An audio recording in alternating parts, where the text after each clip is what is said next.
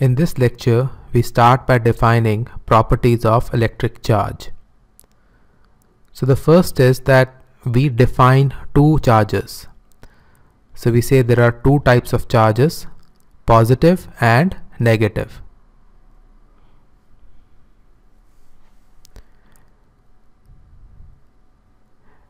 Then we talk about a bunch of charged bodies.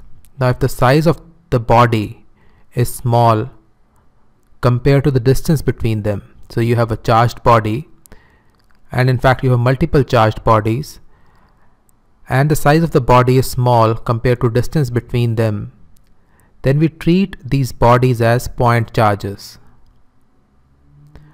Point charges means that we assume that all the charge is concentrated at a single point. So you have bunch of charged bodies, you consider them as bunch of charged points. That's a point containing charge.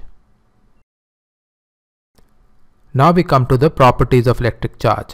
So the first property is additivity of charge. So suppose the system contains n charges.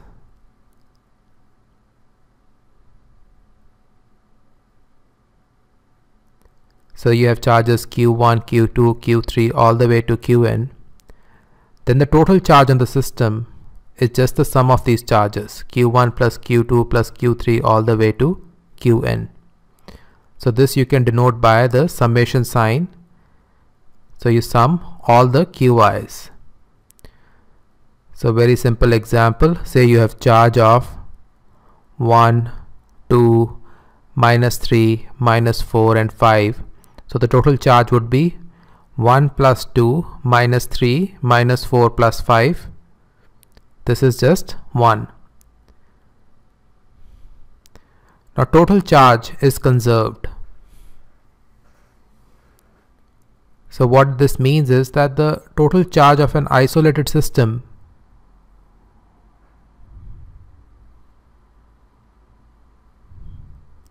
is conserved. That is, the total charge of a system which is isolated does not change. So for example, say you have two bodies and you rub them against each other, so they get charged.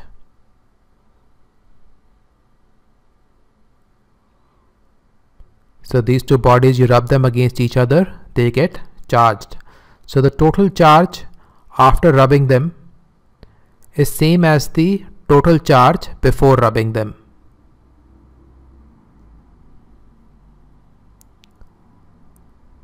So total charge will remain the same.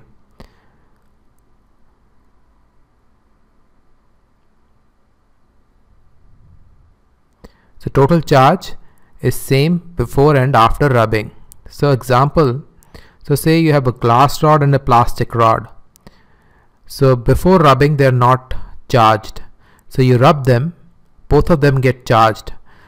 But if you start with 0 charge, the total charge in the end will also be 0. Now by convention we assume that the glass rod is positively charged and the plastic rod is negatively charged. So you rub a glass rod and a plastic rod. The initial charge will be same as the final charge of the system. So you have to add up the charge of the plastic rod and the glass rod. If the initial charge was 0, the final charge will also be 0. That is the total charge. Although individually glass rod is positively charged and the plastic rod is negatively charged. Now we talk about quantization of charge. The basic unit of charge is carried by an electron.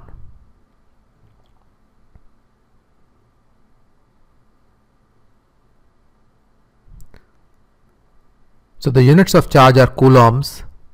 So you write it as E is, the basic unit is 1.6 times 10 to the power of minus 19 C, where C stands for coulomb.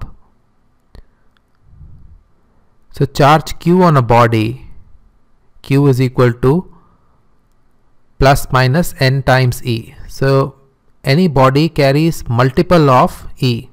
So N could be 0, 1, 2, 3 or 4.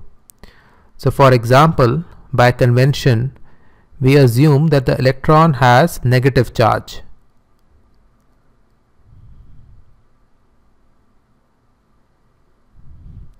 So the charge on electron is minus 1 times E.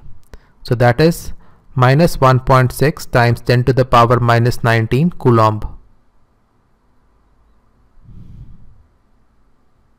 So this implies minus 1 Coulomb is equal to 1 divided by 1.6 times 10 to the power of minus 19, and this is approximately equal to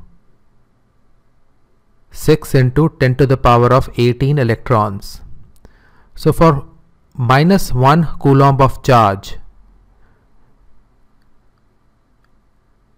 you require 6 into 10 to the power of 18 electrons. So if a body gains minus 1 Coulomb of charge, means that it has gained 6 into 10 to the power of 18 electrons.